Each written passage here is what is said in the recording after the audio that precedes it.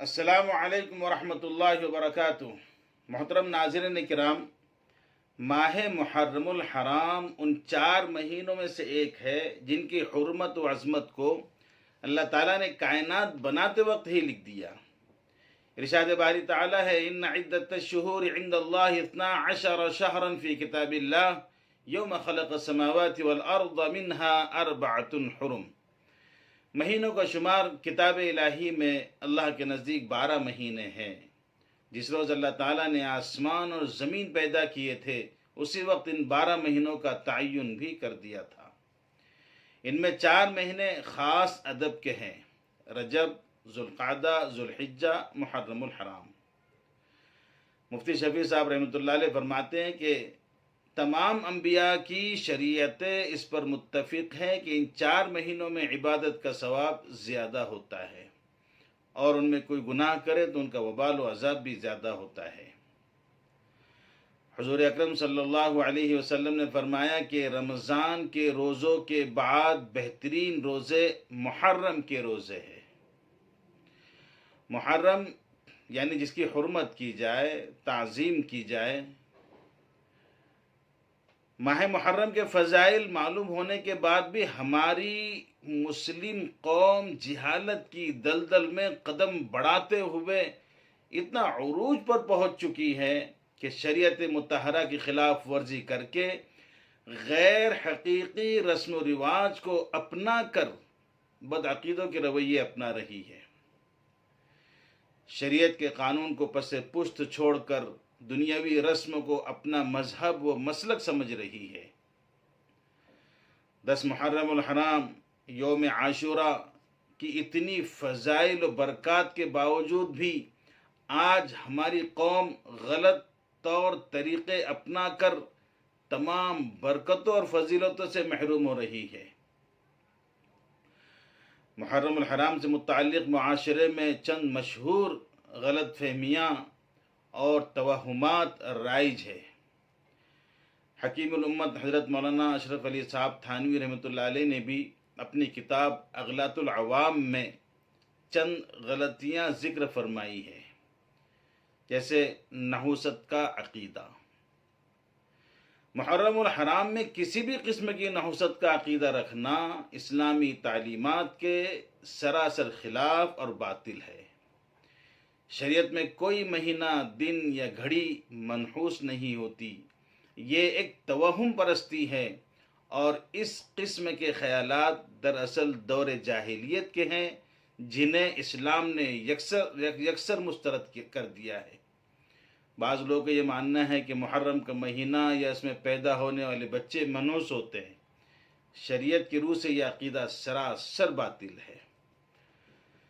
دوسری غلط فہمی، محرم میں شادی کا ناجائز ہونا۔ معاشرے میں یہ غلط فہمی پائی جاتی ہے کہ محرم الحرام میں نکاح نہیں کرنا چاہیے، جبکہ حقیقت یہ ہے کہ اس ماہ میں نکاح کرنا جائز اور مبارک ہے۔ خود نبی کریم صلی اللہ علیہ وسلم کا حضرت خدیجہ رضی اللہ تعالیٰ عنہ سے نکاح محرم میں، وہ بھی عاشورے کے دن 10 محرم کو ہوا تھا۔ تیسری غلط فہمی، عاشورے کا تنہا روزہ رکھنا۔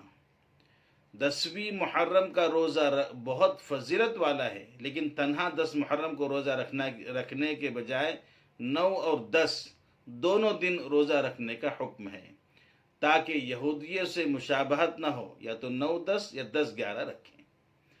چوتھی غلط فہمی، سوگ منانا اور کالے رنگ کے کپڑے پہننا۔ اسلام میں محرم الحرام کے مہینے میں خصوصی سوگ منانے یا ماتم کرنے کی کوئی شرعی حیثیت نہیں ہے۔ واقعہ کربلا میں حضرت امام حسین کی شہادت پر دلی رنج و غم ہونا فطری عمل ہے، لیکن شریعت کے مطابق کسی بھی میت پر 3 دن سے زیادہ سوگ منانا جائز نہیں ہے، سوائے اس عورت کے جس کے شوہر کی وفات ہوئی ہو۔ اسی طرح کالے کپڑے پہننا، شریعت میں بنیادی طور پر کالا لباس پہننا جائز ہے، اور احادیث سے بھی ثابت ہے۔ اگر کوئی شخص بغیر کسی خاص عقیدے یا سوگ کے عام روٹین میں کالے کپڑے پہنتا ہے تو اس میں شرعاً کوئی حرج نہیں ہے، مگر کالے کپڑے خاص طور پر غم حسین کے اظہار، تعزیہ داری یا کسی مخصوص مذہبی رسم یعنی مذہبی شعار کے طور پر پہنے جائے تو اکثر مکاتب فکر میں اسے مکروہ یا منع قرار دیا گیا ہے، کیونکہ اس کی شریعت میں کوئی اصل نہیں ہے۔ پانچویں غلط فہمی، ماتم کرنا۔ اہل سنت کے مطابق غم کے اظہار کے لیے چیخ و پکار کرنا، نوحہ خوانی کرنا اور سینہ کوبی یعنی ماتم کرنا جائز نہیں ہے، اور احادیث مبارکہ کی روشنی میں یہ عمل ممنوع اور گناہ ہے۔ اس کے بجائے صبر و استقامت اور ذکر الہی سے اجر ملتا ہے۔ اسی طرح ماتم کرنا، جس طرح ماتم کرنا اور اس میں شریک ہونا گناہ اور ناجائز ہے، اسی طرح اسے دیکھنے کے لیے جانا کثرت کا سبب بننے کی وجہ سے ناجائز اور گناہ ہے، کیونکہ دیکھنے والا اگرچہ اس میں شریک نہیں ہے لیکن دوسرے لوگ یہی سمجھیں گے کہ یہ شریک ماتم ہے، لہذا ماتم دیکھنے کے لیے جانا بھی جائز نہیں ہے۔ چھٹی غلط فہمی، تعزیے اور جلوس نکالنا۔ تعزیے یہ امام حسین رضی اللہ تعالی عنہ اور شہدائے کربلا کے قبروں یا ان کے تابوت کی علامتی شبیہ ہوتے ہیں۔ یہ زیادہ تر بانس، کاغذ، لکڑی اور چمکدار مٹیریل سے بنائے جاتے ہیں، مختلف قسموں، مختلف شکلوں اور مختلف سائز کے ہوتے ہیں، کچھ موم، کچھ چٹائی اور کچھ انتہائی بڑے مقبروں نما ڈھانچوں کی شکل میں بنائے جاتے ہیں۔ لوگ محرم کے مہینے میں عقیدت کے طور پر انہیں بناتے ہیں، جس کا مقصد شہدائے کربلا سے عقیدت، ان کی یاد منانے اور غم و ماتم کے اظہار کا ایک ذریعہ ہے۔ جلوس، محرم کی 10ویں تاریخ کو ان تعزیوں کا جلوس نکالا جاتا ہے۔ لوگ ان کے ساتھ نوحہ خوانی اور ماتم کرتے ہوئے مخصوص راستوں سے گزرتے ہیں، اور بالآخر انہیں کربلا کے میدان کی مناسبت سے ٹھکانے لگایا جاتا ہے۔ 10 محرم کو یوم تعزیہ کا جلوس نکالنا اور تعزیہ بنانا بہت سارے غیر شرعی اور ناجائز امور، مثلا ماتم، مار پیٹ، خود کو اذیت دینا، بال نوچنا، صحابہ کرام رضوان اللہ تعالی علیہم اجمعین پر تبرہ بازی کرنا، شہداء کی قبور اور دیگر متعلقات کی شبیہ بنا کر اس کے سامنے سجدے کرنا اور اس کی غیر شرعی تعظیم کرنا وغیرہ وغیرہ، ان سب امور پر مشتمل ہونے کی وجہ سے ناجائز اور حرام ہے۔ 7ویں غلط فہمی، قبروں پر تازہ مٹی ڈالنا۔ بعض عوام محرم میں قبروں پر تازہ مٹی ڈالنا ضروری سمجھتے ہیں۔ شرعی نقطہ نظر سے محرم یا عاشورے کے دن خصوصیت کے ساتھ قبروں پر مٹی ڈالنا یا مرمت کرنے کی کوئی خاص فضیلت یا اصل شریعت میں ثابت نہیں ہے۔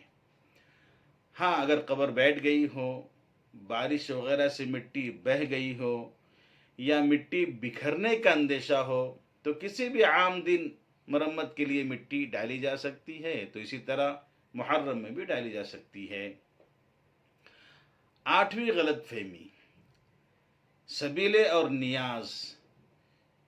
شہادت حسین رضی اللہ تعالیٰ عنہ کے موقع پر پانی، دودھ یا شربت کے سبیلے لگائی جاتی ہیں، بے شک یہ ثواب کا کام ہے، لیکن جب کہ محرم الحرام کے 9 اور 10 تاریخ کو روزہ رکھنے کی بڑی فضیلت آئی ہے تو خاص طور پر اس دن پانی اور شربت پلانا شریعت کے اس حکم کی خلاف ورزی ہے۔ اللہ تبارک و تعالی ہمیں بھی خاص طور سے محرم الحرام کے مہینے کی بدعات، خرافات اور غلط فہمیوں سے بچنے کی توفیق نصیب فرمائے۔